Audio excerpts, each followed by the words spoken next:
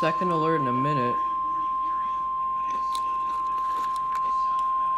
The National Weather Service in Austin, San Antonio has issued a severe thunderstorm warning for northwestern Blanco County, southeastern Llano County, eastern Gillespie County, north central Kendall County until 9:15 a.m. Central Daylight Time.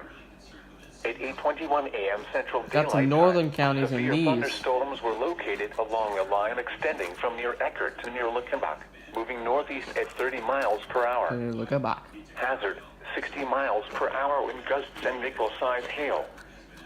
Source, radar indicated. Impact, expect damage to roofs, siding, and trees.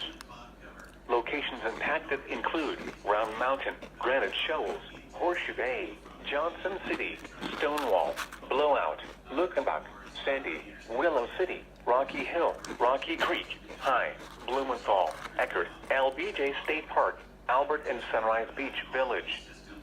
Remain alert for a possible tornado. Tornadoes can develop quickly from severe thunderstorms.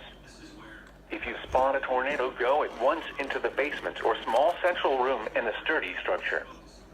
For your protection, move to an interior room on the lowest floor of a building.